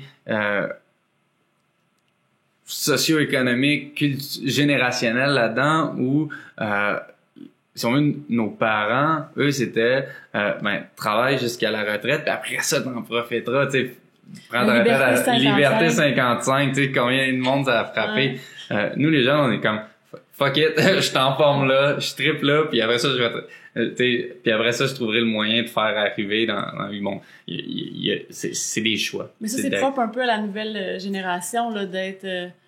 je veux pas travailler toute ma vie, puis après, on Exactement. Donc, puis on faisait le parallèle avec un des gars avec qui je m'entendais bien à bar, ou qui a 60 quelques années, il dit « J'ai travaillé toute ma vie pour me payer cette trip-là. » Il dit « Toi, tu vis le trip, puis tu vas travailler le reste de tes jours pour le payer. » Puis c'est un peu ça, c'est de dire « Je crois en mon projet, je crois au résultat, puis à ce que ça va m'amener. Maintenant, comment je fais pour y arriver? » Ce sera pas facile, il a fallu que je fasse des sacrifices. Autant financièrement, ça veut dire quoi emprunter 100 000 là pour aller chercher une expertise ou tu sais, qui me donne pas de diplôme. La seule chose que j'ai même pas un bout de papier qui dit Simon Dubois a navigué à travers le monde, tu sais. Comment est-ce que c'est quoi mon retour sur l'investissement? Ben, je suis un meilleur marin, je suis un meilleur leader, je pense que je suis un meilleur homme à travers ça. Puis pour moi, il est là le retour sur l'investissement. Après, l'aspect monétaire, ça va débouler de qu'est-ce que je suis capable de matérialiser de cette expérience-là. L'aspect monétaire freine beaucoup de gens, mais si on croit en notre... Si tout le monde s'arrêtait à de dire « Ouais, mais ça coûte cher, ouais, mais si, ouais, ça, comme tu disais, avec tes excuses, il n'y aurait aucune compagnie qui serait... Les entrepreneurs n'existeraient pas. Ouais. C'est ça qui fait avancer, c'est ça qui change les choses, c'est ça qui fait qu'on s'adapte, qu'on trouve des meilleures façons de vivre, des meilleures façons d'exploiter ce qu'on a, puis des façons de le faire, des manières de faire qui sont plus saines et durables pour tout le monde. C'est drôle vous parler de ça, Stéphanie et Simon, puis c'est important que j'en parle parce que ça m'a marqué quand j'ai entendu ça. La génération de nos parents, c'était un job dans la vie. Puis ce qu'ils disent maintenant, c'est qu'on doit préparer nos enfants puis leur dire, tu vas avoir plusieurs jobs dans ta vie. Ça enlève le carcan de genre, attends un peu, ça s'en vient, là, c'est dangereux, tu t'en vas dans une job, ça va être ça pour le restant de tes jours. Puis quand je voyais ça, ça fait plein de sens de dire à tes enfants, tu vas avoir plusieurs opportunités, puis prends-la toute dans le fond, parce que c'est ça la vie est courte. Fait que, tu sais, c'est un peu ce qu'on dit, puis c'est un peu l'optique de la nouvelle génération, mais quand tu le verbalises pas comme ça, parce que tout le monde pense que c'est une finalité, là, j'ai une job, c'est peut-être ma dernière, mais au final, c'est que je pense que les gens ont en tout cas, avantage à parler à leurs enfants comme ça pour qu'il y ait justement l'optique, tu veux avoir plusieurs carrières dans ta vie, puis profite-en, tu sais. Je suis tellement d'accord, puis après, je connais rien aux enfants, j'en ai pas, c'est peut-être le prochain grand défi qui m'attend. C'est là que tu vas apprendre. Exactement. Je pense que le prochain grand défi va être là, parce que s'il y en a un grand défi dans la vie, c'est comment élever des petits bouts, puis d'en faire des humains correct. J'imagine il doit pas avoir un meilleur feeling pour un parent de se faire dire « Hey, ton gars, là, c'est un bon gars. Tu sais, ta fille, là, une bonne tête sur les épaules. Tu sais, ça, c'est une bonne personne. » Ça vient pas avec un livre non plus. Exactement. Il y a pas une façon de faire. Il y a plusieurs façons de faire. Puis il y a tellement de variables contrôlables et incontrôlables à faire là-dedans. Mais c'est ça qu'on apprend dans les environnements. C'est pour ça qu'on se pousse comme ça. C'est qu'on apprend à s'adapter. On apprend à y aller un pas à la fois. Puis on se relève. Tu sais, des enfants, avant de marcher, ils s'en prennent une coupe de débarque. Mais pourquoi est-ce qu'on oublie ça en grandissant? C'est la base. Pourquoi est-ce qu'on a peur de tomber? Oui, ça fait mal, mais c'est pas la fin. Tu sais, faut savoir gérer cet inconnu-là. Puis comme tu dis, bon, oui, il y a l'aspect socio-économique où nos parents, dans le temps, il y a peut-être moins d'opportunités de job ou de transfert. Les formations étaient différentes. Donc, de se rescolariser pour changer, ça demandait peut-être des sacrifices différents. Il y a un impact socio-économique là-dedans. La réalité est différente. Faut juste s'adapter maintenant. Puis, les choses changent. Le rythme de changement est beaucoup plus grand qu'avant. Donc, il faut savoir s'adapter, se réinventer. Moi, j'ai énormément de respect pour les gens qui retournent à l'école à 30, 40, même à 50 ans. Il y a des gens qui changent de carrière. Faut dire, non, il y a un truc qui me passionne. Je vais aller sacrifier 2-3 ans de ma vie pour vivre les 10-15 prochaines années. Faut pas oublier aussi que on vit beaucoup plus vieux avant. C'est plus rare de voir des gens dépasser de 90, 100 ans même. Puis de le faire quand même dans une condition physique qui leur permet de faire les choses, d'avoir un esprit social à travers ça.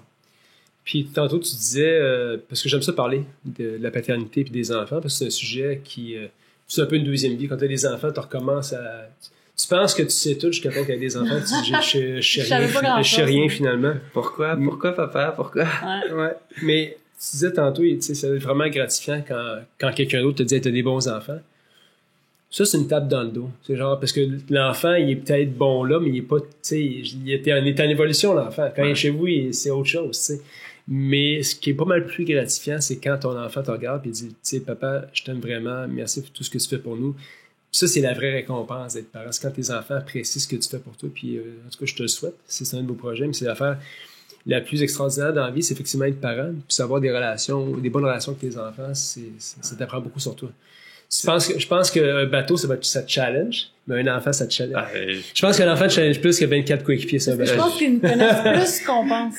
On sous-estime l'intelligence des enfants, puis ça en va dire, puis il n'y a pas d'âge pour dire ce que tu viens de dire à ses parents.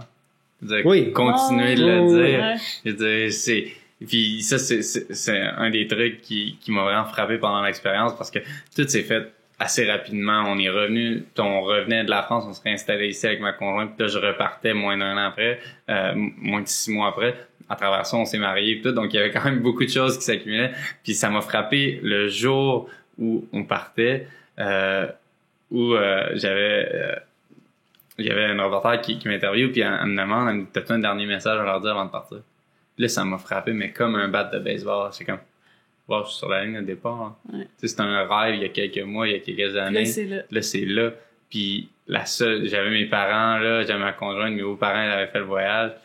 Puis là, écoute, l'émotion m'a pris, je venais de réaliser là, que on y était arrivé, j'y étais arrivé, je partais là. Puis j'y étais pas arrivé tout seul. Puis je me suis mis à broyer, évidemment. Les gros sanglots, puis j'étais comme merci d'avoir été là pour moi, merci d'avoir embarqué dans le projet. Puis autant j'avais des craintes de leur dire, la première nouvelle, ça a été on revient de la France, on se rapproche de la famille, tout. Puis écoute, c'était le gros party, super content. Après, c'est comme, ouais, mais je repars. J'ai attendu une couple de mois avant que le projet se concrétise, avant de leur avouer c'était quoi le prochain projet. C'était une peur, mais quand je leur ai parlé, ils ont dit, go. Ça fait du sens. Oui, il y a des craintes, mais on vivra pas de craintes à travers ça. Tu vas t'en sortir. Puis on t'a donné des outils, sors-toi-en. Puis c'est ça qu'on oublie, tu sais, les parents, ils font du mieux qu'ils peuvent, ils donnent des outils, ils donnent des opportunités, mais c'est aussi à nous à les saisir ou à les transformer. C'est intéressant de voir justement toute cette cohésion-là familiale qui sont venus même me voir dans certains escapes, ça faisait tellement du bien. Puis, je pense autant à travers ce voyage-là, mes parents se sont redécouverts autant ensemble en tant que parents, puis ça n'a pas toujours été facile. Je pense notamment à l'étape où il y a eu le bateau qui s'est échoué, puis le mort, il avait le même prénom que moi. Tout ce que j'ai vu, moi, quand j'ai entendu la nouvelle, ce que j'imaginais, c'était la vie de décès, Clipper Around the World, Simon. J'étais comme, ma famille doit capoter. Ouais. Puis là, je prends le téléphone satellite, j'appelle ma femme, c'est pas moi. Il vient d'avoir un mort, c'est pas moi, c'est un autre Simon, mais tout va bien, ouais. Tu sais, mais ça m'a vraiment frappé, j'étais comme, est-ce que mon désir, si on veut, personnel, mon désir d'aller au bout de mes rêves, de me découvrir ou voire d'inspirer les autres, est-ce qu'il est pas en train de créer plus de dommages autour de moi avec des gens qui sont morts d'inquiétude pour moi, super stressés, qui ont peur que je m'en sorte pas, qu'il m'arrive quelque chose? Puis là, j'étais comme, puis j'appelle ma blonde, puis encore une fois, je suis un gars sensible, puis je l'admets avec fierté. Je me suis mis à voir, j'étais comme, genre, t'es-tu correct avec ça? Tu sais, je suis en train de te faire vivre l'enfer, tu es en train de te partir dans business, tu me semble que t'as d'autres chats à fouetter que de t'en faire. Puis j'étais comme, écoute, oui, je suis inquiète, oui, je veux rien que t'arrive, mais tu m'impressionnes tellement plus, tu m'apportes tellement plus en vivant à travers ça que l'inquiétude que je peux avoir. Puis j'avais besoin de cette pep talk-là parce que je faisais ce projet-là pour que ça serve de catalyste à ma vie, pour me découvrir, pas pour que ça m'ampute ou que ça m'enlève ce que j'ai déjà travaillé si fort pour obtenir puis bâtir. Puis j'ai même eu une autre peur en Chine. À un moment donné, on faisait une manœuvre d'urgence. On venait de déchirer notre Spinnaker en avant. C'était un peu la panique à bord. On essaie de le ramener les morceaux. Une corde qui s'enroule autour de mon pied, puis un morceau de la voile qui se regonfle. Puis t'as un morceau autour de mon pied, t'as l'autre morceau qui est au bout de la voile. La voile est un peu plus forte que le bonhomme. Fait que je me suis ramassé les pieds en l'air, accroché. Wow. Je me tenais, puis j'avais mon harnais de sécurité qui me tenait au bateau.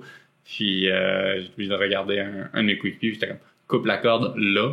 Puis le plan B, c'est si je sentais que la corde commençait à couper ma cheville, fallait que je coupe mon harnais puis que je me laisse catapulter dans l'eau. Puis c'était comme venez me chercher. On s'entend que c'est pas l'idéal comme plan B. Fait que ça a été une des peurs, puis ça m'a fait réfléchir. J'ai dit, je suis pas ici pour amputer mon futur, je suis ici pour vivre, me découvrir. Faut que je sois encore plus prudent. Faut que, bon, après des accidents, ça arrive.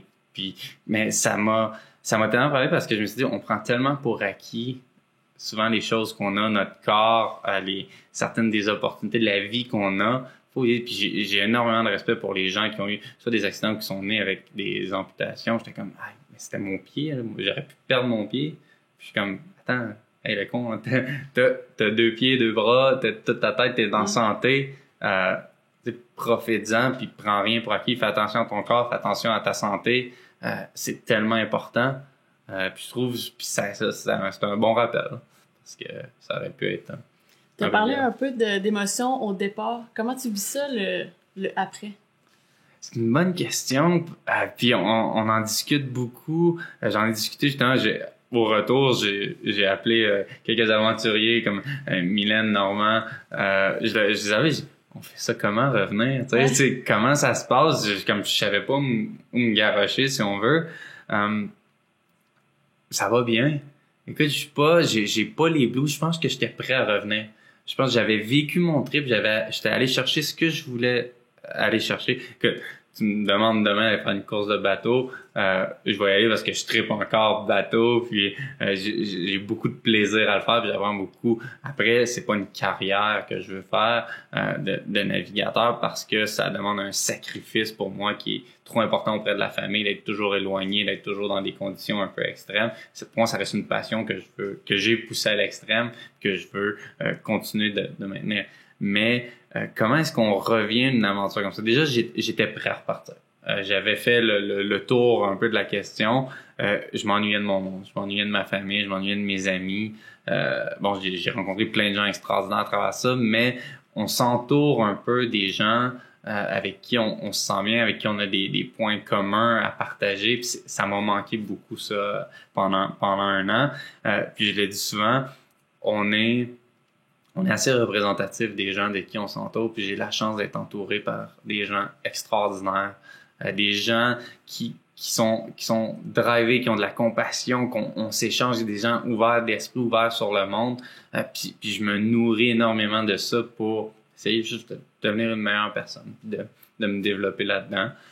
Donc ça m'a manqué beaucoup. Après, c'est un peu le rush médiatique. Tu sais, je suis pas une vedette, là. Je suis juste un petit gars ordinaire qui a décidé de partir sur un trip vraiment, vraiment extraordinaire. Tu sais, c'était un peu ça. Tu sais, j'ai grandi dans une famille de la classe moyenne. J'ai toujours eu des opportunités que je voulais. Tu sais, mes parents m'ont toujours supporté là-dedans, mais à un moment donné, je voulais jouer au hockey compétitif, je voulais me payer de l'équipement. Hein. Mes parents m'ont dit, va faire ce travail. À 8 ans, je pense que j'ai commencé à passer les journaux. J'ai toujours eu des petits jobs comme ça pour pouvoir me permettre ce que je voulais à travers le moule que je voulais, mais j'ai toujours eu des opportunités. Non, j'écoutais d'autres podcasts, Axel Sasseville qui apprend qu'il a le diabète, Éric Giasson qui a un passé quand même assez extraordinaire de rempli d'eau. J'ai pas rien de ça, si on veut. J'ai pas de grosses tempêtes comme ça qui m'ennuient. Je suis vraiment un gars ordinaire, mais qui a toujours rêvé de l'extraordinaire. Fait que j'essaie de me donner les moyens de m'accomplir là-dedans. Puis c'est peut-être là où... C'est peut-être encore plus un défi pour quelqu'un comme toi qui n'a pas vécu ça. Parce que quand tu as vécu justement les obstacles, tu sais, dans le fond, c'est que tu sais que dans ta vie, tu n'as pas le choix de tout le temps les repousser. Ouais, c'est ça. Toi, il faut que tu le fasses, puis là, tu sais, à quelque part, tu l'as pas eu cet obstacle-là avant. Il faut que tu l'apprennes à le régler maintenant. Exactement. C'est pour ça que je te disais tantôt, la voile, au sens de beaucoup de monde, c'est un sport d'initié. faut que tu aies bien du cash pour faire de la voile. Ouais. Puis toi, c'était pas ton cas. Non, puis c'est la perception des gens, c'est ça. C'est pour ça que j'ai vu un post à un moment donné sur Facebook, c'était écrit « Ben oui, c'est correct, moi ça me coûtait 1000$ aller faire telle affaire. » Puis je pense que le monde ne comprenne pas que non, c'est pas parce que je viens d'une famille riche qu'ils m'ont dit « Va t'amuser puis on te donne 100 000. » Exactement, non. Puis honnêtement, ça a été le cas il y avait des coéquipiers qui c'était comme ça. C'était pas le mien. Il a fallu que je fasse des sacrifices. Quand les gens allaient dans les hôtels, dans les escales, moi, comme je disais, je dormais sur le bateau. Quand les gens sortaient au bar, mais moi, j'étais en train de rédiger mes blogs sur le bateau. Je me réveillais en plein milieu de la nuit pour faire des appels avec les médias du Québec quand j'étais en Chine, en Australie. Ça se travaille, ça se prépare un projet comme ça. Il a fallu que je persévère à travers mes études pour avoir une job qui me permet d'emprunter 100 000$, comme ça, tu sais, il y a jamais une histoire à succès qui a été donnée. Puis les gens qui se font donner, ils se font donner des opportunités. Après, c'est à eux de les saisir. Ouais. Puis on le voit dans le cycle de la vie, les gens qui se font donner une fortune, c'est très rare que ça se passe de génération en génération. À un moment donné, il y a quelqu'un qui va le flouber.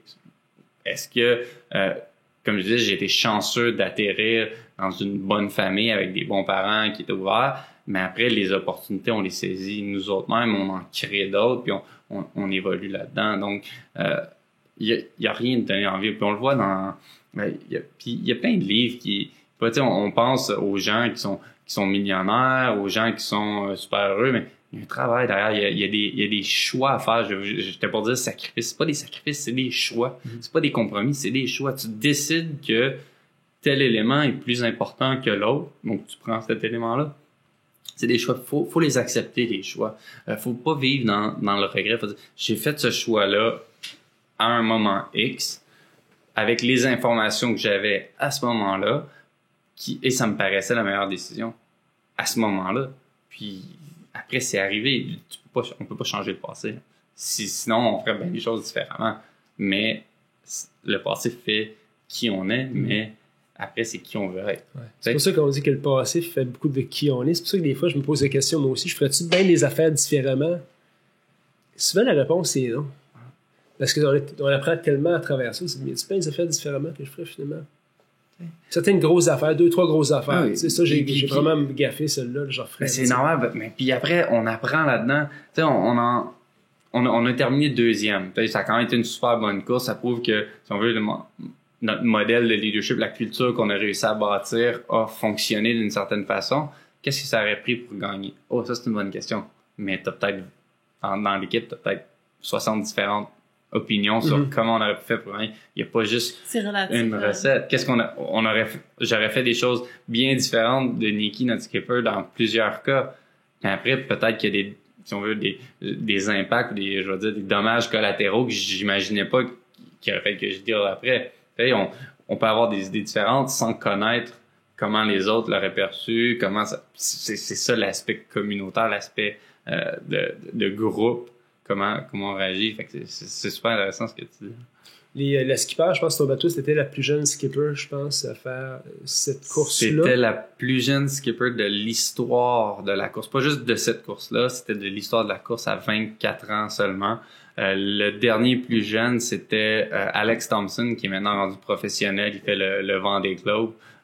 Sur le bateau Hugo Boss, une machine, le bateau. Ah oui. C'est extraordinaire. Pour une jeune comme ça, le résultat est incroyable. C'est une navigatrice incroyable. Elle a fait ses classes, elle a une expertise incroyable. Mais juste le fait qu'elle ait 24 ans versus un autre marin de 55, 60 ans, c'est complètement différent en termes d'approche. Mm-hmm. Elle peut risquer son futur parce qu'il y a quelque chose qui se passe mal. Le gars de 60 ans, ou de 55 ans, sa carrière est pratiquement faite. S'il coule un bateau, il en coule un autre parce qu'il en a déjà coulé un.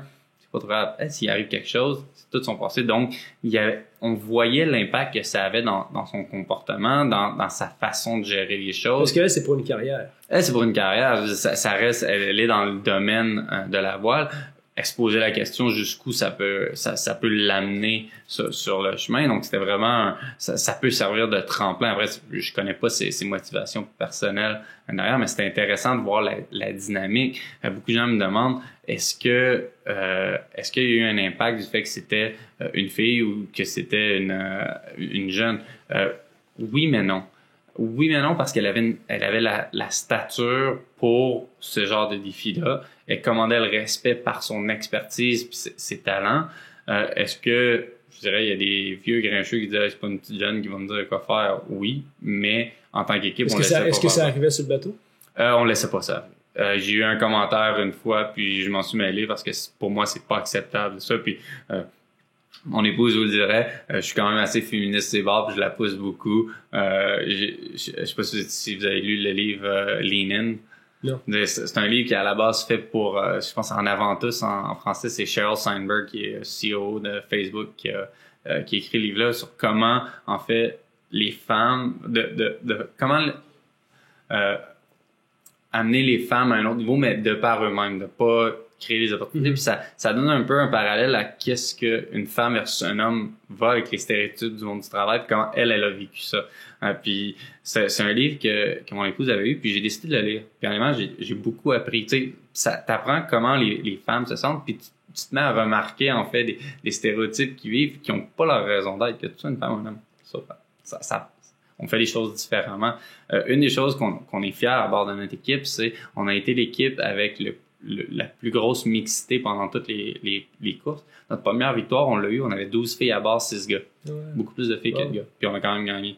Donc ça démontre que t'as beau avoir juste des bifs, des gars musclés et tout, l'aspect environnement en tant qu'équipe est plus important. Est plus importante parce que si on veut, si tu mets je veux dire 20 gars à bord, des gars en shape et tout, mais mettons que les 10 premiers, ils vont tirer l'eau. Les 10 autres, ils seront peut-être dans des rôles où la force est pas nécessaire, où l'environnement sera pas optimal, puis de créer cet environnement-là, peut-être que les 10 plus forts, ils seront pas à leur plein potentiel, alors que si tu répartis la mixité un peu mieux, t'as un environnement où beaucoup plus simple, où les gens sont appelés à performer encore mieux. Donc tes meilleurs vont être encore meilleurs. Ils sentent le devoir de performer. Exactement. Ils ont la responsabilité de le faire. Puis cet apport-là, en fait, sur un bateau, il y a pas grand-chose, sauf si le bateau il est fait pour ça, mais il y a pas grand-chose sur ces bateaux-là, il y avait pas grand-chose que tu pouvais faire tout seul. C'est impossible. Donc une paire de mains ou 2 paires de mains de plus, ça faisait une différence. Donc que tu sois un homme, une femme, que tu sois fort ou pas fort, ça faisait une différence. Donc de contribuer, l'aspect équipe était primordial. Puis c'est une chose qu'on est super fiers à bord d'avoir cette mixité-là. Puis on a eu quand même des gros débats à bord. Il y avait quand même ce que j'ai appelé des vieux loups de mer avec des vieilles mentalités sur certains bateaux. Puis il y avait des discussions assez osées. Puis je veux dire, le résultat est là. Les 2 premières positions ont été remportées par des capitaines filles. Donc, ça démontre que peu importe, c'est dans la gestion plate. Il y a beaucoup à apprendre de ça.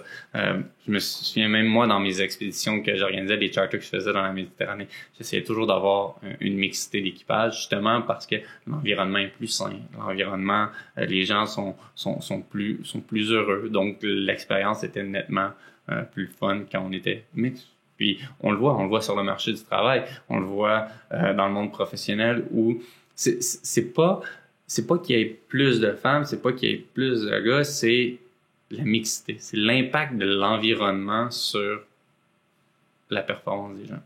Moi, je pense que, comme tu dis, je pense que le résumé, c'est peut-être la cohésion qui est peut-être l'affaire la plus importante dans une équipe. Puis j'ai écouté un podcast récemment, puis possiblement que je relate pas de manière exacte ce qui s'est passé, mais il y a le Dream Team de basketball aux États-Unis qui avait Larry Bird dedans, Michael Johnson, il y avait Charles Barkley. Puis ils faisaient du scrimmage avant d'aller aux Olympiques, puis ils ont joué contre une équipe collégiale. Ils se sont fait laver. Genre, les gars après ça, étaient comme Livid, ils ont dit ça n'a pas de sens. Parce qu'il n'y avait pas de cohésion dans l'équipe des joueurs professionnels, ils commençaient à jouer ensemble pour aller aux Olympiques. La game d'après, là, ils ont dit non, ils ne feront pas ça 2 fois. Fait que je pense que la cohésion d'une équipe, comme tu dis, même si tu as des éléments qui pourraient être considérés comme moins forts, si tu as ce qu'il faut, les bons éléments pour les mettre ensemble, je pense que c'est là que le succès se passe. C'est de trouver sa valeur ajoutée. Par exemple, il y a des personnes qui vont... je vais prendre l'exemple au hockey. Tu peux être le 2e meilleur défenseur de l'équipe. Peut-être que sur une autre équipe, tu serais le premier. Donc, peut-être que ta performance individuelle va être meilleure quand tu es premier sur une autre équipe qui est moins bonne, par exemple. Mais si c'est pas tout le monde qui est prêt à accepter d'être deuxième pour l'équipe. Donc, t'as une question d'ego là-dedans. Puis, il y a des gens qui vont être à leur plein potentiel dans un rôle prédéfini, mais qui vont être beaucoup moins forts que d'autres quand ils sont pas dans leur rôle individuel. Ils sont très bons dans ce rôle-là, mais il y en a peut-être un meilleur dans ce rôle-là à ce moment-là. Qui leur reviendrait naturellement dans exactement. un environnement. Donc, d'être prêt à justement assumer d'autres rôles, d'être flexible dans ses capacités, puis même dans ses expertises, ça amène beaucoup au travail d'équipe. Donc, quand on regarde une équipe, c'est important de choisir. On dit souvent, oui, on choisit les meilleurs joueurs. Ben, les meilleurs joueurs ensemble forment peut-être pas la meilleure équipe. Ouais. Donc, faut former faut mettre les meilleurs joueurs aux meilleures places pour créer la meilleure équipe. Ça prend un équilibre. Si tout le monde veut marquer, ça prend juste une personne pour marquer un but. S'il y a une personne qui touche à la puck en dernier, si tout le monde va être cette dernière personne-là, il y a personne qui va chercher la puck dans le coin, il y a personne qui fait la passe, ça marche pas. Là. Donc, ça prend un équilibre. C'est pareil dans chaque équipe. Moi, ce qui m'a marqué dans ton parcours un peu, quand je regardais ça, c'est que tu as fait beaucoup d'affaires jeunes qu'un jeune adulte de 30 ans ne ferait pas, comme se marier. Le monde se marie de moins en moins, tu parles de ton épouse, comme aller faire un tour du monde en voile. Pourquoi? C'est une bonne question, ça. Le pourquoi... Parce qu'en s'entend, de se marier de nos jours, les gens qui font le choix de se marier jeune, c'est un choix quand même qui est un peu qui est osé, parce que tu sais pas ce que la vie va être. Puis on voit les statistiques, c'est que là tu décides de peut-être essayer de battre les statistiques. Ouais. Puis au même titre que partir 1 an en voile. Puis moi je comprends le défi que ça représente, être pendant un mois, un an, c'est-à-dire sur un voilier, c'est quelque chose. Mentalement, c'est difficile. Là. Moi, tu me dirais, Maxime, va-t'en tout seul faire une expédition d'1 an à pied à quelque part. Pour moi, je trouve ça plus facile qu'être sur un voilier pendant 1 an. Fait que, tu sais, c'est des choix que c'est des défis difficiles. C'est ça que je te demandais. Pourquoi? Je dirais, le mariage, pour moi, c'était pas religieux. C'était juste c'était une fête pour signaler, si on veut, notre union et notre désir. Donc, t'émets une promesse envers l'autre, si on veut, d'essayer de passer à travers tout, d'évoluer ensemble. Mais c'était aussi une façon pour nous, justement, avec les gens qui étaient là, une promesse envers eux de dire notre environnement, notre entourage, c'est les gens qui font un peu qui on est aussi, puis de les remercier, puis de leur dire, écoute, on espère que vous allez faire partie de notre vie, puis on va faire les efforts pour... il y a des gens, par la force des choses, qu'on reverra peut-être plus jamais après notre mariage. Il y a souvent t'entends parler des gens, sont venus à notre mariage, c'est la dernière fois que tu l'as vu parce que la vie nous mène dans des chemins différents. Puis c'est normal, puis ça, on l'explique dans nos speeches. C'est comme, on sait que ça va arriver, c'est inévitable. Mais le fait que vous soyez là aujourd'hui, c'est pour nous une promesse que vous faites partie de notre vie, vous avez eu un impact dans notre vie d'une manière ou d'une autre.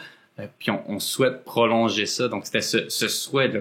Puis c'était, pour nous, juste une célébration. On était dans un moment heureux de dire, est-ce qu'on est prêt à passer à autre chose? Puis pourquoi est-ce qu'on célébrait pas, justement, cette union-là? Ça faisait 6 ans qu'on était ensemble, puis je suis un petit romantique aussi, je trouvais ça cute, puis j'ai essayé de faire ça cute pour mon épouse, puis c'était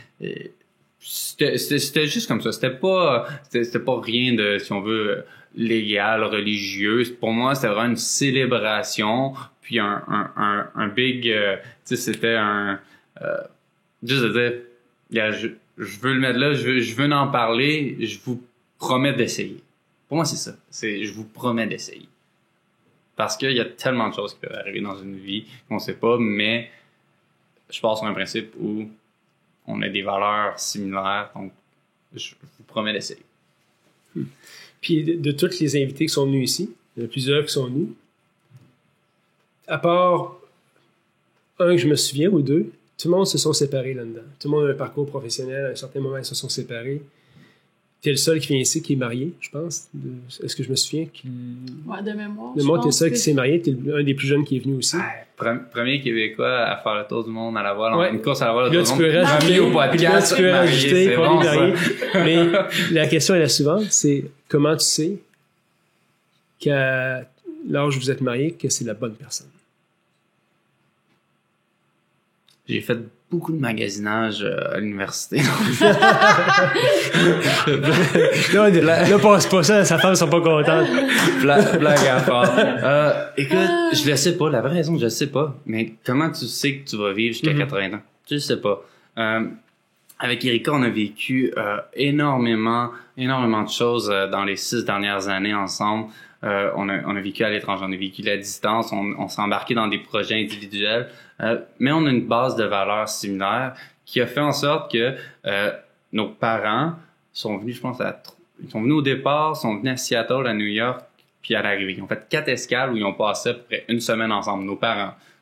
Je connais pas beaucoup de familles. Nos parents respectifs. Nos parents respectifs. C'est ça. Je connais pas beaucoup de familles. Puis, by the way, là, je te pose la question, c'est vraiment pas pour te mettre sur le spot. Parce qu'il y a du monde qui se demande comment tu sais. Comment tu sais. C'est plus que c'est une question que beaucoup de monde se pose. C'est ça. Je sais pas. J'espère. mais ça me fait pas peur, cet inconnu-là. Je veux dire, on part sur une base de valeurs similaires, ce qui fait en sorte que nos parents ont été capables de cohabiter. Je connais pas beaucoup de gens ou de couples qui pourraient dire, écoute, je mets vos 2 parents respectifs ensemble dans un appartement pendant une semaine, puis ça va bien aller. Ça a super bien été, puis il y a pas eu de problème. Donc on partage des valeurs similaires, on partage des principes similaires. On veut construire sur cette base-là. Puis si on se ramène à ces valeurs-là, ben on va toujours trouver un moyen de se retrouver. On a des visions similaires. Les deux, on est des personnes qui veulent évoluer personnellement, puis on croit en l'évolution des gens. Donc, c'est comment, à travers notre évolution personnelle, on n'oublie pas notre couple pour évoluer en tant que couple, puis de toujours se retrouver sur ce chemin-là. Est-ce que je sais que c'est la bonne personne? Absolument pas. J'ai aucune idée. J'espère. Puis, elle est extraordinaire. Puis, ce que moi, je retiens d'Erika, c'est, en fait, je le vois, je suis une meilleure personne quand je suis avec elle. On fait une équipe vraiment du tonnerre, elle me complète. Tu sais, je dis souvent, il y a personne de parfait dans le monde, mais elle est parfaitement imparfaite pour moi. C'est bien dit. C'est un peu comme ça que je le vois. Est-ce qu'on a nos moments? Absolument. On a nos moments de désaccord, comme tous les couples, puis faut pas le cacher. Il y a pas une histoire, il y a pas un couple dans l'histoire qui a jamais eu de chicane ou qui s'est toujours bien entendu. C'est pas je continue à dire que c'est moi qui ai eu le meilleur deal dans les deux, mais non, c'est de travailler là-dedans, d'évoluer, puis de faire des choix. Il y en a beaucoup qui parlent de compromis, non, parce que compromis, c'est un choix. Ton problème en ce moment est plus important que le mien, fait que le mien, je le réglerai plus tard pour t'aider, te supporter. On a des valeurs familiales similaires, on a des valeurs de vie similaires, on dit, à date, ça a bien fonctionné. Puis je connais pas beaucoup d'autres filles non plus qui laisseraient partir leur homme pendant 1 an sur un bateau. Avec 24 autres personnes. Ouais, déjà là. Puis moi, c'est important. Tu pars pas dans un défi pareil, aussi long, avec autant de risques, puis qui pourrait avoir des impacts aussi significatifs, autant sur le futur, je dirais professionnel que personnel. J'aurais pu découvrir quelque chose, être épanoui, puis vraiment faire un virage 90 degrés, 180 sur ma vie par rapport à cette expérience-là. Est-ce que je savais que ça arriverait pas? Non. Mais mon objectif à travers cette image-là, je suis quelqu'un qui est quand même très grounded, si je peux me permettre l'expression. Donc, je connais mes valeurs, je les partage. Ça évolue à travers ça, mais j'avais pas de doute que ce que j'allais chercher, de mes recherches, de mes discussions à travers, bon, on n'est pas à l'abri d'une étincelle et tout, mais je savais que je reviendrais une personne avec les mêmes principes, les mêmes valeurs, mais une meilleure personne. Souvent, le monde, je pense, vit ces grosses aventures-là en disant, puis tout le monde qui sont venus ici, tu sais, il n'y a pas d'illumination. Là. Tu vis quelque chose, mais à un moment donné, il faut que tu le digères après, puis c'est peut-être 1 an plus tard que tu changes ta perspective sur les affaires. Puis même, tu sais, tantôt parler des enfants, c'est pas t'as le bébé dans les mains, puis d'un coup, t'es rendu un père, puis c'est comme ça, même ça se passe, c'est évolutif. Fait que souvent, c'est puis comme dans mon cas, parce que pour moi, c'est facile d'en parler comme ça, mais pour moi, ça n'a pas été comme mon bébé, ma première fille est arrivée, c'était quand un moment donné, à un an et demi, elle a commencé à me parler. Ouais. C'est ça, c'est la même chose pour un voyage comme le tien, c'est qu'à un moment donné, tu reviens, c'est fait, mais c'est à un moment donné que tu vas mettre en contexte, ou pas contextualiser ce que tu as fait, puis le mettre en pratique, tu sais. Puis ça, je vais le vivre. Là, je suis en train, en fait, je trouve ça super intéressant ce que tu dis par rapport aux enfants. Puis on le voit souvent, quand t'es rendu au deuxième, au troisième, il y en a pas un qui est pareil. Ouais. Tu essaies d'avoir une base similaire en termes de valeur, mais il y en a pas un qui va réagir pareil. Il faut que tu t'adaptes. Tu vas essayer des choses, ça marchera pas. Ça va marcher mieux avec un qu'avec l'autre. Puis même, on parle d'un projet d'enfant. Tu t'embarques pas là-dedans tout seul. Là. Faut que les deux soient prêts puis que les deux fassent les risques. Puis j'ai eu la chance, justement, d'avoir un support d'Erika là-dedans, de mes parents, de ma famille, de mes amis, non, dans ce projet-là, il est fait pour toi, tu le réfléchis bien. On a tous... puis j'avais peur d'en parler parce que je le voyais encore trop gros. Puis la première personne à qui j'ai demandé, c'est Erika. Puis ma question, c'était pas qu'est-ce que t'en penses, c'est est-ce que tu serais OK avec ça? Tu me dis non, j'oublie ça. J'aurais peut-être insisté de d'autres façons un petit peu, ça me tentait vraiment. Mais pour moi, je ne partais pas si elle me disait qu'elle était pas OK ou d'accord avec ça, qu'elle avait ça d'autres projets, puis que ça fitait pas dans le moule. J'étais prêt à vivre sans. Maintenant que je l'ai vécu, je suis vraiment content de l'avoir fait. Je crois vraiment que ça m'a apporté beaucoup, mais j'aurais peut-être pu faire un autre type de défi qui m'aurait apporté des choses similaires. T'sais. Puis, bon, Erika, c'est la première personne à qui j'en ai parlé. Puis après, bon, il y avait toujours l'incertitude, OK, comment on fait? T'en parles à une personne, à deux personnes. Puis là, tout le monde est comme, hey, t'embarques. Puis, tu sais, il embarque, hey, c'est super, vas-y. Malgré le prix que ça représentait. Puis, on a tous un ami qui est un peu, sans le vouloir, le péteur de bulles, qui est le réaliste de la gang. Si ça, c'est les comptables, ça. Ouais, souvent, c'est les comptables. Je dirais, ça m'arrive souvent d'être dans ce rôle-là, d'être l'avocat du diable et tout. Mais, puis je dis pas ça négativement, ça en prend des amis pour challenger tout ça. Souvent c'est perçu négativement, c'est vrai que puis je le vis en étant un petit avocat du diable souvent, en voulant partager des perspectives qu'on s'ouvre à la discussion, mais on vexe les gens ou on contrarie les gens souvent. Mais vraiment là où j'ai eu le déclenchement, c'est quand on a rencontré une de nos amies qui est un peu dans le réalisme comme ça, puis je lui ai parlé du projet. Puis sa première réaction, c'est comme « Ouais, c'est intéressant ça. » Puis là, elle a commencé à brainstormer des idées. « Ah, tu pourrais faire ça. » Mais en aucun cas, il y a eu un doute sur... Je lui ai présenté comment je voyais le projet. En aucun cas, il y a eu un doute. Là, j'étais comme « OK, je tiens quelqu'un. » Si même la personne qui m'aurait dit « Ça n'a pas de bon sens », mais dit ça, je tiens quelque chose. J'ai décidé d'aller de l'avant, puis c'est comme ça que c'est arrivé. Félicitations. Merci. Cette semaine, écoute, Chuck me faisait des signes, parce que je pense que la machine à pète au bout d'une heure et quart, parce que à chaque fois qu'on dépasse, il me fait des grands signes, tu sais. On pourrait parler il se passe quoi finalement quand on dépasse une heure et quart ou une heure et 20? Ah, écoute, il y a un mage qui sort, des sorts, mais... Écoute, je suis désolé. Mais j'ai une question qui me fascine depuis tantôt, parce qu'on est dans un podcast de performance, de sport, d'affaires. T'as-tu toujours pitché ton 100 000 finalement? Devant quelqu'un pour qu'il te le passe, ça a été facile? Ça n'a pas été facile. Des noms, j'en ai eu. Écoute, je pourrais ressortir toutes les présentations. J'ai peut-être fait au-dessus de 200 présentations. Wow. Email, appels. Il y en a pas beaucoup qui s'embarquent. Comme je disais, je suis un nobody. Je suis juste un gars avec des grands rêves. Après, le projet en soi d'un aspect financier ou d'un aspect business, j'avais pas beaucoup de visibilité à offrir sur le bateau, tout ça. Fait que c'était vraiment plus de rattacher à un personnage qui a vécu quelque chose. C'est plus l'après où là, je parle de ce que j'ai appris, j'ai des là j'ai un peu plus une image de branding. Donc côté business, c'était plus difficile de par le projet de le faire. Par contre, donc c'était difficile d'aller lever ces fonds-là en avant. Donc non, j'ai eu des partenaires qui m'ont soutenu en termes d'équipement. Je pense à Ellie Hansen, je pense à Sur Mesure justement, qui m'ont fourni un super beau suit pour bien paraître quand il y a des trucs filmés, puis pour pouvoir rentrer dedans. J'ai quand même ça m'agane encore là, passer un an en mer, une coupe de poils gris de plus sur le menton, puis j'ai perdu quand même pas mal de poids. J'ai Ellie Hansen Glutenberg. En fait, je suis cœliaque. Gutenberg, il me fournissait en fait il me faisait découvrir leur bière. Ouais. Ah ouais, c'est un défi ça aussi. Ça a été assez difficile. On va recommencer l'émission de pour une autre heure. Puis on va en parler.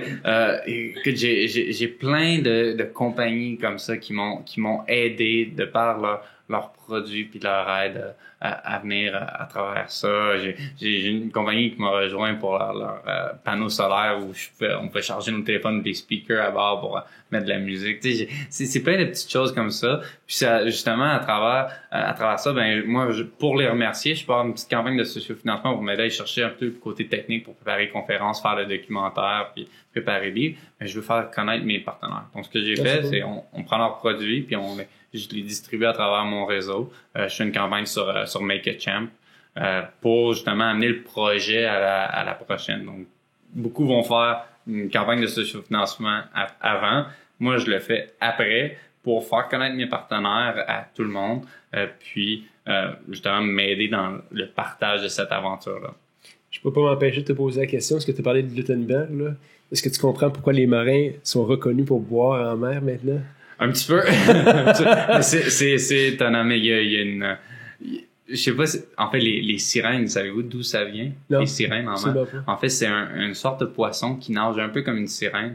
Fait que ça vient du fait que beaucoup de marins, pour survivre, ils prenaient un coup à bord. Puis en fait, ils s'imaginaient où, à un moment donné, la fatigue et tout ça, tout devient avec des hallucinations. C'est ce poisson-là ou ce mammifère-là qui, en fait, ressemble à une sirène. Wow. Si un de nos enfants me demande c'est quoi une sirène, ça vient de où, je vais savoir quoi répondre. Exactement. Les dernières questions pour toi, Simon. Si tu avais une chanson à mettre sur le soundtrack de ta vie, ce serait quoi? Bonne question. Ce serait une version remix de Noir Silence.